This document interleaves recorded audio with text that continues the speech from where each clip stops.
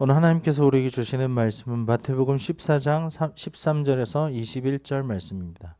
마태복음 14장 13절에서 21절 말씀으로 제 성경으로는 신약성경 24페이지 정도에 있습니다.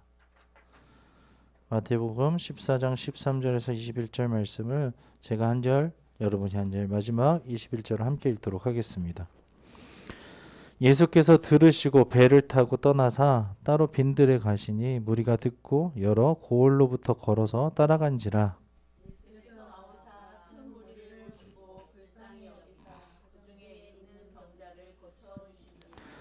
저녁이 되매 제자들이 나와 이르되 이곳은 빈들이요 때도 이미 저물었으니 무리를 보내어 마을에 들어가 먹을 것을 사 먹게 하소서. 제자들이 이르되 여기 우리에게 있는 것은 떡 5개와 물고기 2마리 뿐이다. 무리를 명하여 잔디 위에 앉히시고 떡 5개와 물고기 2마리를 가지사 하늘을 우러러 축사하시고 떡을 떼어 제자들에게 주시매 제자들이 무리에게 주니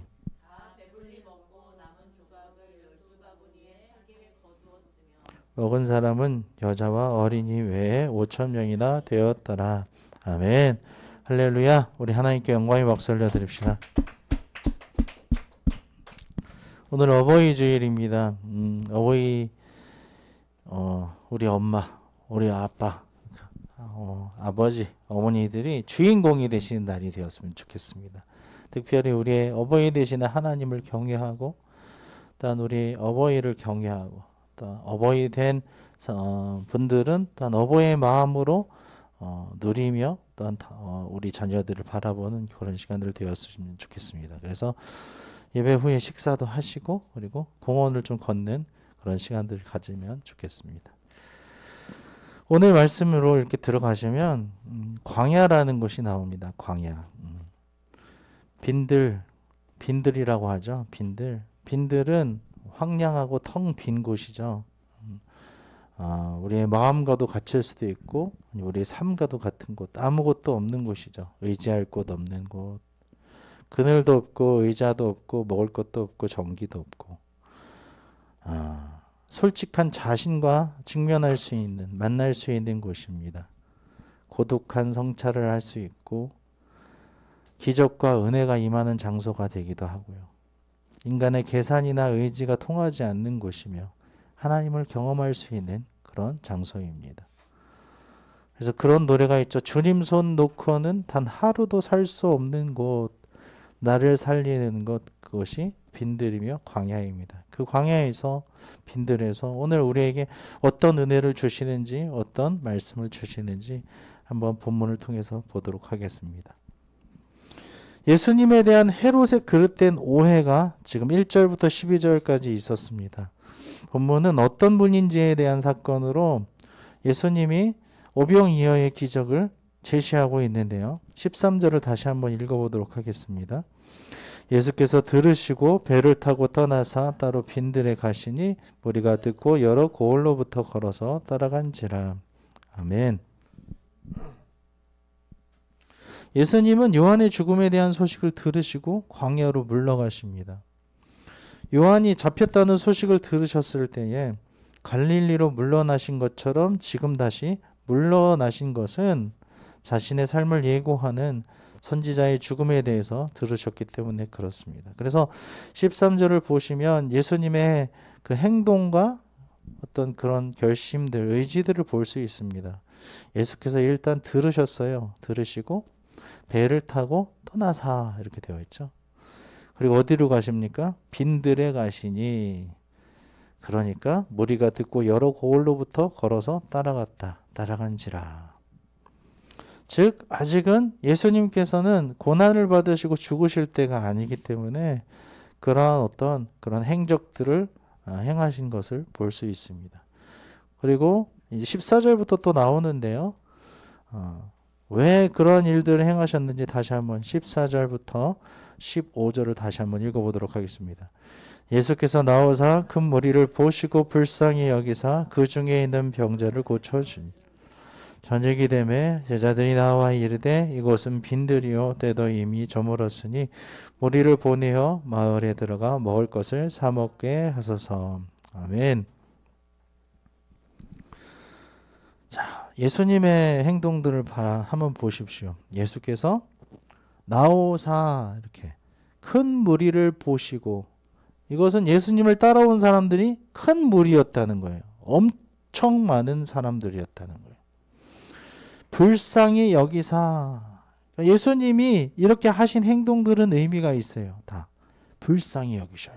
그리고 그 중에 있는 병자를 주시니라. 병자를 고치셨다는 겁니다. 불쌍히 여기시고 병자를 고쳐주셨어요. 그런데 또 저녁이 되며 제자들이 나와서 말하는데요. 이곳은 빈들입니다. 때도 저물었고 무리를 보내어 마을로 들어가 먹을 것 사 먹게 해주세요. 이렇게 얘기하죠. 지금 예수님이 계신 곳이 어디입니까? 빈들이라고 합니다. 그렇죠? 떡 5개와 물고기 2마리로 오병이어라는 그것으로 5,000명을 먹이신 장소가 바로 빈들입니다. 다른 복음서에 의하면 이곳은 갈릴리 바다의 북동쪽 연안에 위치한 베세다 지역의 어느 한적한 곳이라고 합니다. 한편 이 오병이어의 이적을 체험한 5,000명은 여자와 어린이를 제외한 성인 남자들의 수요이고요. 그들까지, 여자와 어린이까지 포함하면 전체 무리의 수요는 대략 2만 명 정도가 되었을 것으로 큰 무리라는 것입니다. 예수님은 자기를 따라 나선 무리를 불쌍히 여기시고 병을 고쳐주셨다는 것입니다. 그들의 배고픔을 또 해결해 주십니다. 16절부터 읽어보시면 16절부터 21절까지 읽어볼까요? 예수께서 이르시되 갈 것 없다 너희가 먹을 것을 주라. 제자들이 이르되 여기 우리에 있는 것은 떡 5개와 물고기 2마리 뿐이다. 이르시되 그것을 내게 가져오라 하시고 무리를 명하여 잔디 위에 앉히시고 떡 5개와 물고기 2마리를 가지사 하루를 우러러 축사하시고 떡을 떼어 제자들에게 주시매 제자들이 무리에게 주니 다 배불리 먹고 남은 조각을 12 적은이에 차게 거두었으며 먹은 사람은 여자와 어린이 외에 5,000명이나 되었더라. 아멘. 그렇죠. 하나님께서 이스라엘 백성을 바로의 권세에서 건져내시고 광야에서 만나와 메추라기로 먹이신 것처럼 지금 먹을 것이 아무것도 없는 빈들에서 떡과 고기를 주어서 배불리 먹게 하신 것이 예수님이셨다는 것입니다. 근데 예수님의 말씀을 한번 잘 보십시오. 뭐라고 하십니까? 마을에 들어가서 먹을 것을 사 먹게 하소서라고 했더니 갈 것 없다. 너희가 먹을 것을 주라. 이렇게 얘기하십니다. 참 당황스럽죠. 황당한 일입니다. 그런데 제자들이 우리에게 있는 것은 다 걷어봤는데 이 어린아이에 떡 5개와 물고기 2마리밖에 없어요. 그러니까 그것을 내게 가져와라 라고 말씀하십니다. 그리고 무리가 잔디 위에 앉도록 하시고 그것으로 먼저 어떻게 하십니까? 하늘을 우러러 축사하셨대요. 이 축사가 무엇입니까? 하나님 감사합니다 하고 먹는 거예요. 하나님 우리에게 이것을 주셔서 감사합니다. 여기에 굉장한 힌트가 있습니다. 오늘 말씀에 정말 중요한 깨달음이 뭐냐면 그 빈들에서도 축복을 누릴 수 있는 그 어떤 은혜는 무엇이냐? 그 포인트는 하나님께 먼저 감사한다는 거예요. 부모된 우리로서 식탁을 대할 때마다 어떤 일을 당할 때마다 빈들이나 어떤 곳에 있던지 간에 우리가 먼저 해야 될 것은 예수님이 하셨던 것처럼 하늘을 우러러 축사하시고 감사하는 것이 먼저라는 것입니다. 그럴 때 어떠한 일들이 일어납니까? 떡을 떼어 제자들에게 주심에 떡을 계속 떼시는 거예요. 떼시는데 그 떡을 떼어서 제자들에게 주시고 제자들이 무리에게 주는 거예요. 받아서 무리에게 주는데 어떻게 됐습니까? 다 배불리 먹고 남은 조각이 12바구니에 차게 거두었대요. 왜 12바구니입니까? 12제자니까 12바구니입니다. 12명이 받았잖아요, 제자가. 근데 그거에 차게 거두었으며 남았대요. 그리고 먹은 사람이 이렇게 2만 명이 넘는 사람들이 먹었다는 것이죠. 이는 예수님이 곧 생명의 양식을 주시는 메시아로서 그리스도로 오셨음을 드러내는 사건입니다. 나로 말미암지 않고는 아버지께로 갈 자가 없느니라 라는 말씀을 먼저 하셨고, 그리고 나에게 오는 자는 생명의 양식을 풍족하게 누릴 것이다 라는 하나님의 말씀을 이루신 거예요. 내가 하늘로부터 온 떡이니 나를 먹은 자는, 구약에 나를 먹은 자, 그 음식을 먹은 자는 죽었거니와 내가 주는 떡을 먹고 마시는 자는 영원히 죽지 아니하리라 라고 말씀하시지 않습니까? 우리의 육체적인 배고픔만을 해결해 주시는 분이 아니라 인생의 모든 허무와 영적인 굶주림을 채워주시는 하나님 나라의 왕으로 우리 가운데 거하신다는 사실입니다. 할렐루야, 아멘. 그러므로 그 나라에 속한 백성들이 무엇을 먹을까 무엇을 마실까 근심하며 걱정하지 말고 먼저 하나님 나라를 구하세요.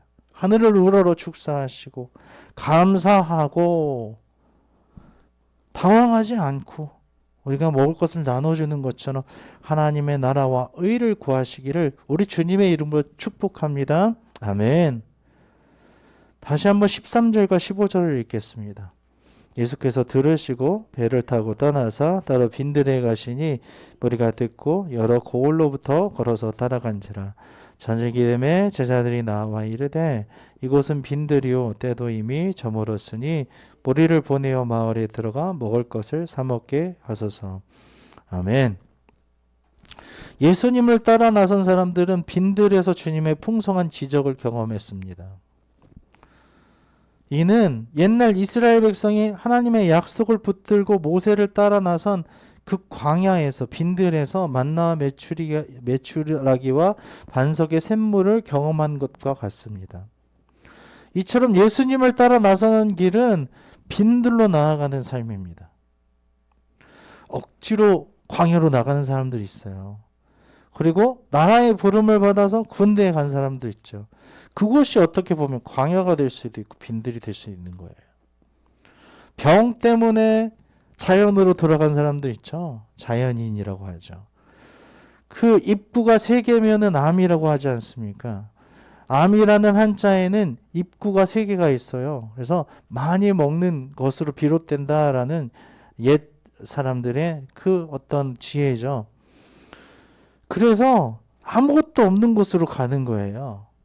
전기도 없고 불도 없고 물도 없는 곳. 그곳에 가니까 암이 낫는 것을 경험하죠. 왜 이렇게 빈들에 갑니까? 어떤 기적과 어떤 자신을 정말 직면하려고 하는 그런 것입니다. 이처럼 예수님을 따라 나서는 길은 빈들로 나아가는 길입니다.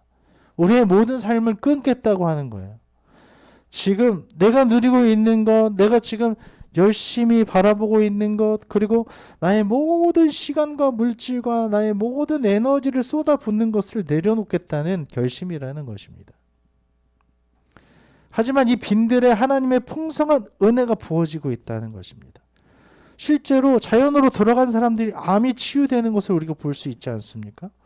빈들로 나아가면은요, 하나님의 은혜가 있다는 것입니다. 아무것도 없는 것 같지만, 내가 다 내려놓은 것 같지만 그곳에서 하나님께서 일하신다는 사실입니다. 할렐루야, 아멘. 우리 인생이 주님을 믿는데도 왜 아직 빈들 같은 날들이냐며 불평하거나 애굽을, 이집트를 회상하며 후회하지는 않습니까? 약속의 말씀을 꼭 붙잡으십시오. 배불리 먹고도 12바구니가 남는 기적이 우리에게도 분명히 일어날 것입니다. 그렇게 일어나시기를 주님의 이름으로 축원합니다. 아멘. 16, 17절을 함께 읽겠습니다. 예수께서 이르시되 갈 것 없다. 너희가 먹을 것을 주라. 제자들이 이르되 여기 우리에게 있는 것은 떡 5개와 물고기 2마리 뿐이니이다. 아멘. 예수님이 떡 5개와 물고기 2마리로 5,000명 넘게 먹이신 기적에는 2만 명이라고 했죠. 이 제자들의 참여가 있었습니다. 그들에게 있는 것은 매우 하찮은 적은 것이었지만 주님이 일하시는데 그것을 드렸을 때에 그 큰 능력이 나타났다는 것입니다. 너희가 먹을 것을 주어라 라는 말씀에 순종하여 지금 우리가 가진 것을 내어드리는 것입니다. 이 작은 것도 뭐가 될 수 있겠어? 이것이 아니라 하나님이 이것이라도 하나님께서 일하시는데 필요하시면 제가 드리겠습니다 라는 마음이라는 것입니다. 우리가 무엇을 드리든지 아무리 하찮고 부족해 보일지라도 주님께서는 그것을 위대하게 사용하실 것을 기대하시기를 우리 주님의 이름으로 축원합니다. 오늘도 내일도 그것으로 우리를 통하여서 일하실 것입니다. 우리가 작은 숫자이고 작은 것이라고 생각하지만 이것을 통하여 하나님께서 크게 일하실 줄로 믿습니다. 그것을 믿으며 오늘도 내일도 하나님을 바라보며 나아가시기를 주님의 이름으로 축원합니다. 아멘.